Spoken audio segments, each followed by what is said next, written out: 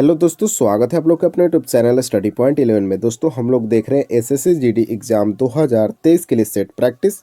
आज की इस वीडियो में बात करेंगे हम लोग जीके जीएस और मोस्ट इम्पोर्टेंट करेंट अफेयर्स का सेट नंबर 11। इससे पहले 10 सेट को कर चुके हैं और हिंदी का 11 सेट को देख चुके हैं। ठीक है, अगर आपको ये सारे वीडियो देखना है तो चैनल पे जाएंगे, वहाँ आपको प्लेलिस्ट मिलेगा। ठीक है दोस्तों, वहाँ से आप सारे वीडियो को देख लीजिएगा। एक भी वीडियो बाहर नहीं है प्लेलिस्ट से, तो यानी आपको ढूंढने की कोई ज़रूरत नहीं पड़ेगी। ठीक, और पीडीएफ कहाँ लेंगे तो आइए डायरेक्ट आप टेलीग्राम चैनल पे, और वीडियो के डिस्क्रिप्शन में आपको मिलेगा टेलीग्राम चैनल का लिंक, वहाँ से आप डायरेक्ट जुड़ जाइए टेलीग्राम चैनल से। ठीक है, वहाँ आपको पीडीएफ सारे अवेलेबल करा दिया जाता है। ठीक, और बात करें दोस्तों इस वीडियो का, तो कुल 20 प्रश्न देखने वाले हैं हम लोग जीके जीएस और करेंट अफेयर्स का दोस्तों, लेकिन 20 से कहीं ज़्यादा प्रश्न हम लोग डिस्कस करते हैं, जैसा कि आपको तो पता है। ठीक, तो आप लोग वीडियो को थोड़ा शेयर करेंगे दोस्तों अपने स्टडी ग्रुप में, या जिन दोस्त एसएससी जीडी की एग्ज़ाम की तैयारी में लगे हुए हैं उनके पास तो इस वीडियो को आपको पहुंचाना है, और ये आपकी जिम्मेवारी भी है दोस्तों। ठीक है, तो अगर आपने अभी तक चैनल को सब्सक्राइब नहीं किया तो जल्दी से सब्सक्राइब कर लीजिए और बेल आइकन दबा लीजिए दोस्तों, क्योंकि आने वाले 1-2 महीना आपके लिए काफ़ी इंपॉर्टेंट रहने वाला है। ठीक है, आपके कैरियर की बात है दोस्तों, तो हर एक वीडियो इंपॉर्टेंट आपके एसएससी जीडी के संदर्भ में दिया जाएगा। तो आप लोग चैनल को सब्सक्राइब करेंगे और बेल आइकन को जरूर दबा लेंगे। ठीक है, बेल आइकन को जरूर दबा लेना है, क्योंकि जब भी मैं वीडियो अवेलेबल कराऊं तो आपको सीधे नोटिफिकेशन में मिल जाए। ठीक, तो आइए शुरुआत करते हैं आज के पहले प्रश्न से। तो पहला सवाल आपके स्क्रीन पे है। सवाल है, निम्नलिखित में से कौन न तो तत्व है और न ही यौगिक है। दोस्तों हर एक प्रश्न का उत्तर देने के लिए आपको 5 सेकंड का समय मिलेगा। मैं बार बार बोलता हूं कि पेन कॉपी लेकर देखेंगे वीडियो को, और जो प्रश्न आपको नहीं आता उसको नोट करेंगे दोस्तों। तो कमेंट बॉक्स में आप उत्तर करेंगे, या फिर जो कॉपी लिए हैं पास में उस पर भी उत्तर करते चलेंगे। ठीक, तो चलिए देखते हैं दोस्तों। उससे पहले आपको एक और बात बताना है कि अपना स्कोर आप लोग शेयर जरूर करेंगे वीडियो के अंत में, कि कितने प्रश्न आपके सही हुए और कितने प्रश्न आपके गलत हुए। ठीक, आइए बात करते हैं इस प्रश्न के बारे में। तो निम्नलिखित में से कौन न तो तत्व है और न ही यौगिक है। इस प्रश्न का उत्तर करने के लिए आपको तत्वों के बारे में पता होना चाहिए और यौगिक के बारे में भी पता होना चाहिए, तभी आप उत्तर दे पाएंगे। चलिए तत्वों के बारे में बात करते हैं हम लोग। ठीक, तत्व दोस्तों बिल्कुल शुद्ध पदार्थ होता है, जिसे न तो 2 या 2 से अधिक पदार्थों से विभाजित किया जा सकता है, और ना ही 2 या 2 से अधिक पदार्थों को मिलाकर बनाया जा सकता है, और उसे ही क्या बोलते हैं, तत्व बोलते हैं। इसका एग्जाम्पल आपके ऑप्शन में भी दिख रहा है, पारा, जिसको क्या लिखते हैं हम लोग, Hg लिखते हैं दोस्तों। ये बिल्कुल इकलौता चीज़ से मिलके बना है, यानी इसमें किसी और चीज़ का मिश्रण आपको नहीं दिख सकता है। जैसे आपका हो जाएगा सोना, सोना को क्या लिखते हैं आपको पता है, तो क्या लिखते हैं दोस्तों, Au लिखते हैं, बिल्कुल यह शुद्ध सोना है। ठीक, चांदी, चांदी को क्या लिखते हैं, Ag लिखते हैं, तो ये भी आपका शुद्ध है, और यह क्या है, तत्व है। इसमें किसी और या दूसरे पदार्थ को नहीं मिलाया गया है। दूसरी तरफ आपको यौगिक दिख रहा है दोस्तों, इसके बारे में भी डिस्कस करना बहुत ज़रूरी है। यौगिक का परिभाषा आपको ध्यान में रखना है कि वह शुद्ध पदार्थ जो रासायनिक रूप से 2 या 2 से अधिक तत्वों के एक निश्चित अनुपात में मिलाया जाता है, उसे ही यौगिक बोला जाता है। आपके एग्जाम्पल आपके ऑप्शन में दिख रहे होंगे। जल का फॉर्मूला क्या होता है, H2O होता है। ठीक, जल का फॉर्मूला H2O होता है। इसमें हाइड्रोजन है और ऑक्सीजन है, 2 तत्वों को मिलाकर बनाया गया है, इसलिए इसको क्या बोलेंगे हम लोग, यौगिक बोलेंगे। और एक एग्जांपल ले लेंगे, आपके ऑप्शन में ही दिख रहा है NaCl, sodium chloride, NaCl, sodium और क्लोरीन मिलकर बना है NaCl। इस बात को ध्यान में रखेंगे। बात करें दोस्तों तो इसका राइट आंसर क्या होगा, ऑप्शन नंबर डी, वायु आपका सही उत्तर हो जाएगा, क्योंकि वायु जो है दोस्तों गैसों का एक मिश्रण होता है, ये भी आपको ध्यान में रखना है। अब आप लोग से एक छोटा सा सवाल है दोस्तों, कि बताना है कि कौन सा धातु जो है, कौन सा धातु कमरे के तापमान पर द्रव के अवस्था में पाया जाता है। ये आपसे सवाल है, आपको बताना है कमेंट बॉक्स में कि कौन सा धातु कमरे के तापमान पर द्रव होता है। चलिए बात करते हैं अब अगले सवाल का।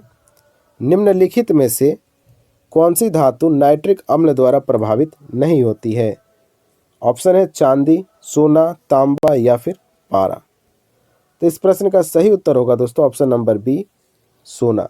तो नाइट्रिक अम्ल के द्वारा प्रभावित नहीं होता है सोना, इस बात को आप लोग ध्यान में रखेंगे। अच्छा, सोना को अगर घुलाना होगा तो आप किस अम्ल में घुलाएंगे, तो आपको एक नाम याद रखना है, एक्वा रिजिया। क्या होता है दोस्तों? एक्वा रिजिया में अगर आप डाल देंगे सोना को तो बिल्कुल घुल जाएगा। अच्छा, ये एक्वा रिजिया क्या होता है, ये भी आपके दिमाग में सवाल आता होगा, ध्यान देंगे। देखिए, सांद्र नाइट्रिक अम्ल, सांद्र नाइट्रिक अम्ल, और उसमें क्या मिला देंगे, सांद्र हाइड्रोक्लोरिक अम्ल यानी HCl। ये दोनों का अगर आप मिला देते हैं दोस्तों तो आपका बन जाएगा एक्वारिजिया। और प्रश्न ये भी पूछा जाता है कि किस अनुपात में मिलाएं, तो 1:3 में, यानी 1 नाइट्रिक अम्ल और 3 आपका हाइड्रोक्लोरिक अम्ल, इनको मिलाइएगा तो बनेगा एक्वारिजिया। और इसमें अगर आप सोना को डालते हैं तो सोना बिल्कुल बिल्कुल क्या होगा, पिघल जाएगा। ये भी आपको ध्यान में रखना है। अब आप लोग से एक सवाल है कि अगर आपको शुद्ध सोना लेना है तो आपको कितने कैरेट का सोना लेना पड़ेगा।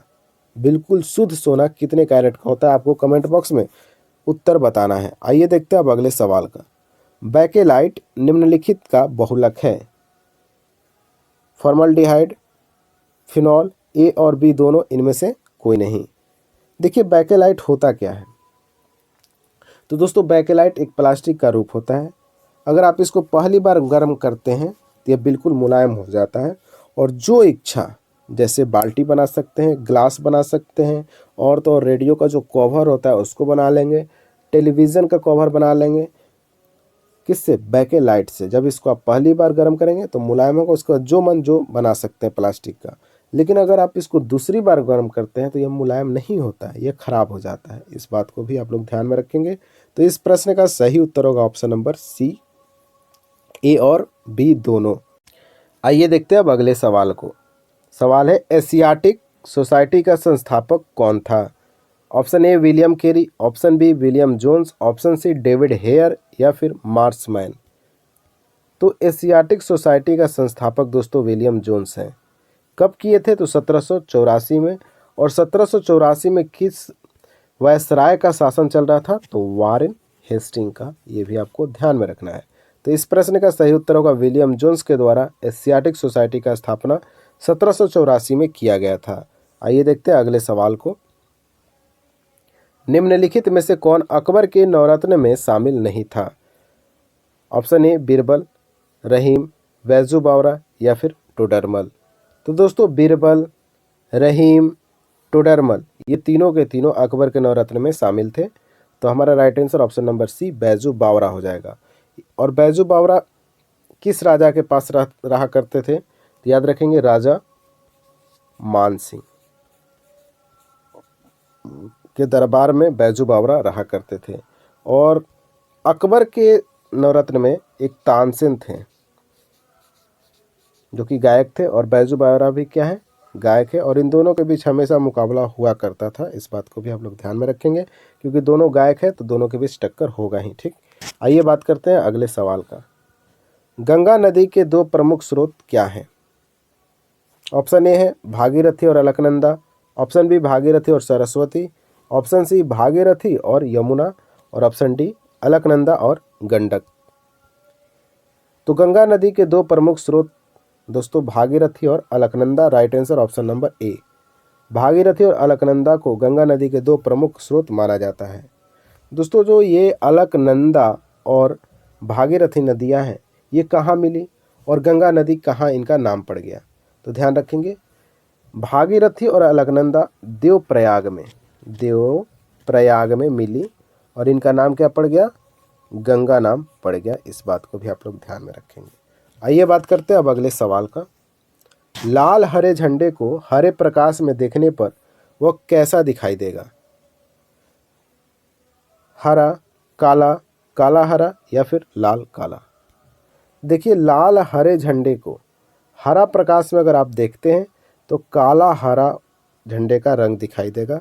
इस बात को आप लोग ध्यान में रखेंगे। और ऐसे सवाल आपसे पूछे जाते हैं एग्ज़ाम में, और आपको ऐसे सवाल का सॉल्व करके जाना चाहिए एग्ज़ाम में। तो ध्यान रखेंगे कि लाल हरे झंडे को हरे प्रकाश में अगर आप देखते हैं तो काला हरा दिखाई देता है। अब आइए बात करते हैं अगले सवाल का।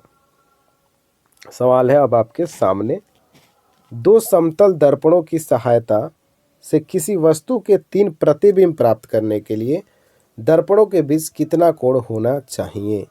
देखिए, यहाँ एक कंसेप्ट है, यहाँ एक फार्मूला है जिसको आपको ध्यान में रखना है। ठीक है, दो समतल दर्पण की सहायता से किसी वस्तु के तीन बीम प्राप्त करने के लिए दर्पण के बीच कितना कोण होना चाहिए, यह सवाल पूछा गया है। तो इस सवाल का तो राइट आंसर हमारा ऑप्शन नंबर सी हो जाएगा, 90। अगर आपको 3 प्रतिबिंब प्राप्त करना है तो 90 डिग्री के कोण पे रखना होगा दो समतल दर्पण को। बात करते हैं दोस्तों उस फार्मूला का जिस फार्मूला पर आप सवाल बना सकते हैं। फार्मूला होता है 360 डिग्री बटा में थीटा। अगर आप दोस्तों 60 डिग्री थीटा का मान रखते हैं तो बन जाएगा 360 बटा में 60। 0 से 0 कैंसिल हो जाएगा और 6 से 6 का 36 कटेगा। कितने बार में? 6 बार में। जब सम संख्या आए, उत्तर क्या आए? सम संख्या कटाने के बाद आए तो उसमें से -1 कर देते हैं तो कितना हो जाएगा? 5 प्रतिबिंब प्राप्त कर पाएंगे हम लोग अगर 60 डिग्री पे रखेंगे। वैसे एक और आपको एग्जांपल देते हैं दोस्तों, 360 बटा में थीटा। अगर आप यहाँ कितना रख लें? 45 डिग्री रख लेंगे। कितना रख लेंगे? थीटा का मान 45 डिग्री रखेंगे। कटेगा कितना बार में बताइए? 5 से कटा 9 बार में, 5 से कटा 7 बार में 35 और 1 2 बार में 72। 9 8 72। देखिए सम संख्या आ गया। इसमें से भी क्या कर लेंगे? एक माइनस कर लेंगे तो कितना हो जाएगा? 7 हो जाएगा। ठीक। अगर दोस्तों विषम संख्या यहाँ आपका कटाने के बाद क्या आता है? विषम संख्या आता है। विषम संख्या आएगा तो बिल्कुल हमारा वही उत्तर हो जाएगा, इसमें घटाने की जरूरत नहीं पड़ेगी। अगर सम संख्या यहाँ आता है तो माइनस का 1 कर लेंगे, हमारा सही उत्तर निकल जाएगा। अब आइए बात करते हैं दोस्तों इस प्रश्न के बारे में। तो ऑप्शन सी हमारा राइट आंसर था। आइए करके दिखाते हैं। 360 डिग्री बटा में थीटा के जगह पे 90। 0 0 कैंसिल। 9 से 36 कितने बार में कटेगा? 4 बार में। सम संख्या आ गया ना, तो क्या बोले? जब भी सम संख्या है तो -1 कर लेंगे। -1 कर लेंगे, कितना हो जाएगा आंसर? 3 आंसर हो जाएगा, जो कि 3 प्रतिबिंब प्राप्त हो जाएगा। अब आइए बात करते हैं अगले सवाल का। संयुक्त राष्ट्र संघ के सुरक्षा परिषद में कितने सदस्यों को वीटो का अधिकार प्राप्त है? संयुक्त राष्ट्र संघ के सुरक्षा परिषद जो है दोस्तों, उसमें वीटो दिया गया है और कितने सदस्य देश को दिया गया, ये आपसे सवाल पूछा गया है। तो इसका सही उत्तर ऑप्शन नंबर बी हो जाएगा। 5 जो कि अस्थाई सदस्य होते हैं उनको क्या दिया गया? वीटो पावर दिया गया।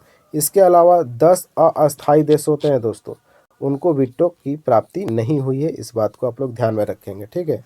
तो 5 अस्थाई सदस्य और 10 अस्थाई सदस्य होते हैं सुरक्षा परिषद में यूएनए के। अब बात करते हैं दोस्तों थोड़ा सा यहाँ से इम्पोर्टेंट फैक्ट जो कि पेपर में आपके पूछे जाते हैं, ध्यान रखेंगे। ये 5 सदस्य कौन कौन हैं, आपको नाम याद रखना है। चलिए मैं एक एक करके नाम बताता हूँ। रूस, फ्रांस, ब्रिटेन, अमेरिका और 5वां कौन है? चीन। इन 5 के पास वीटो पावर दिया गया है क्योंकि ये 5 क्या है? सुरक्षा परिषद के अस्थाई सदस्य हैं। और अस्थाई कितने सदस्य हैं? 10। ये भी आपको ध्यान में रखना है। आइए बात करते हैं अब अगले सवाल का। सवाल है मीनाम्बक्कम अंतर्राष्ट्रीय हवाई अड्डा कहाँ है? और ऐसे अंतर्राष्ट्रीय हवाई अड्डा से सवाल पूछे जाते हैं। तो मीनाम्बक्कम अंतर्राष्ट्रीय हवाई अड्डा दोस्तों आपके चेन्नई में स्थित है। ऑप्शन नंबर ए हमारा राइट आंसर होगा। मीनाम्बक्कम अंतर्राष्ट्रीय हवाई अड्डा चेन्नई में स्थित है।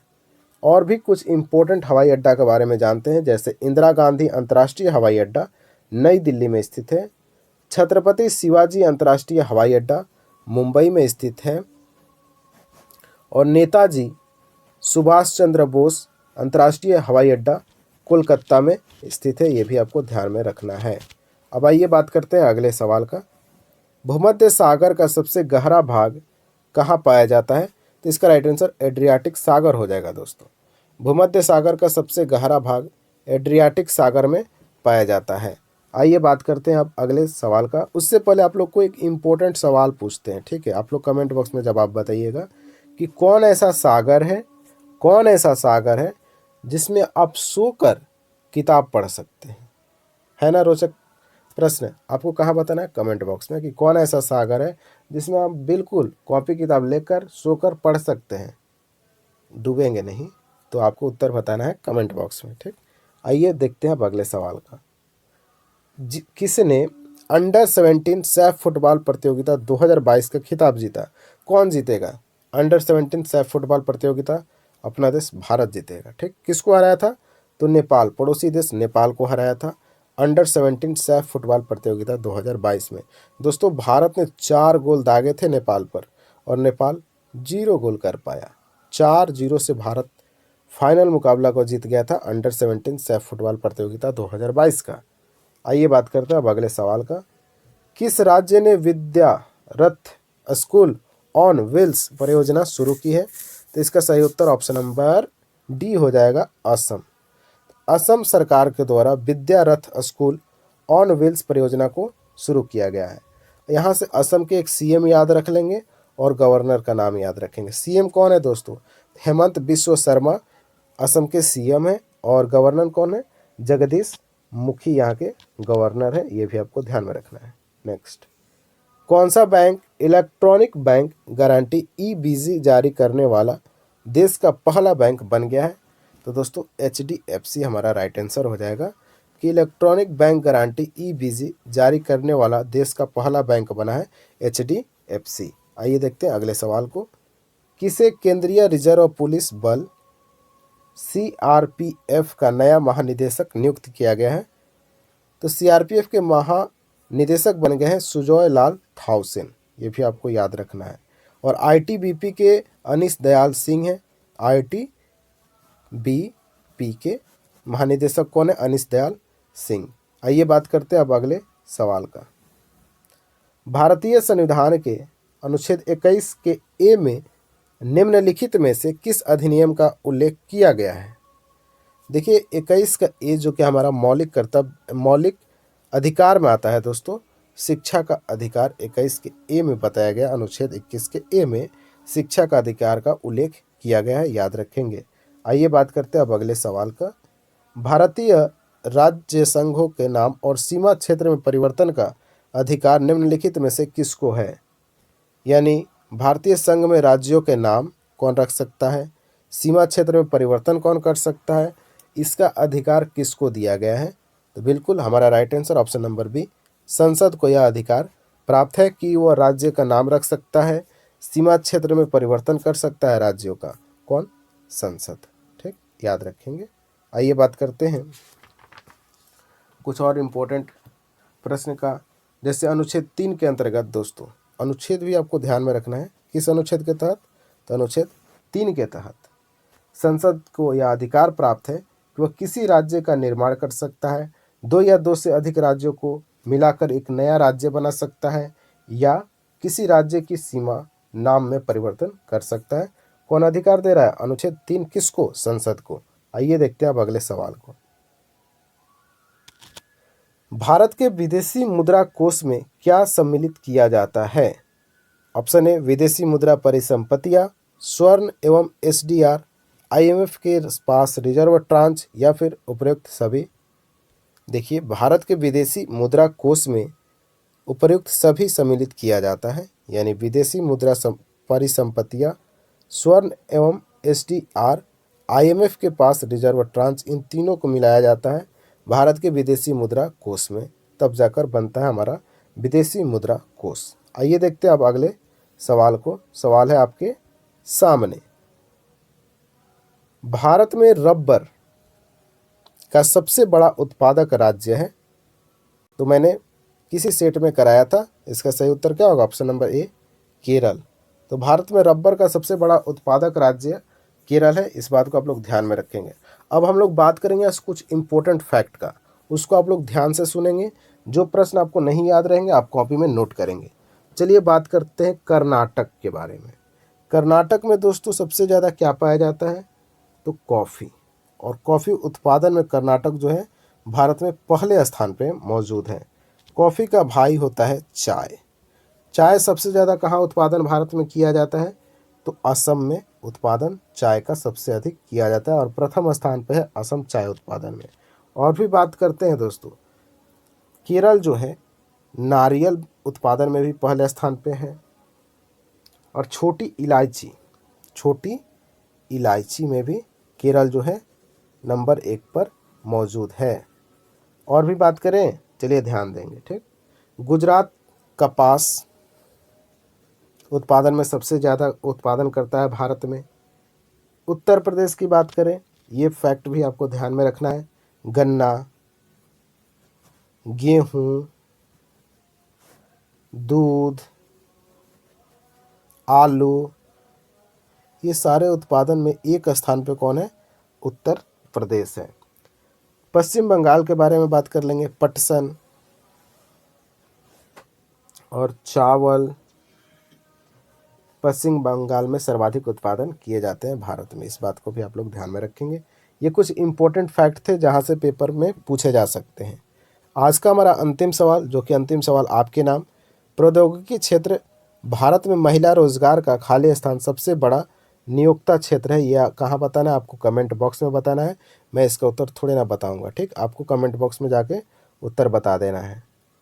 तो दोस्तों, यह वीडियो आपको कैसा लगा, आपको क्या जानकारी मिली, आपको वीडियो कैसा लगा, जरूर कमेंट बॉक्स में बताएंगे। और अपना स्कोर तो बिल्कुल शेयर कर ही देना है, ठीक है। अपना स्कोर बिल्कुल कमेंट बॉक्स में आपको शेयर करना है। कितने प्रश्न राइट हुए और कितने प्रश्न रॉन्ग है, ऐसे करके आप शेयर करेंगे। जैसे मान लीजिए आपका प्रश्न 15 राइट हुए, 2 रॉन्ग हुए, तो ऐसे लिख देंगे, ठीक, कमेंट बॉक्स में। और मैं रिप्लाई हर एक कमेंट का देता हूँ दोस्तों, तो आप लोग कमेंट करिए, जो समस्या पूछ सकते हैं कमेंट बॉक्स में। तो चलिए मिलते हैं अब नेक्स्ट वीडियो के साथ। तब तक के लिए जय हिंद, जय भारत।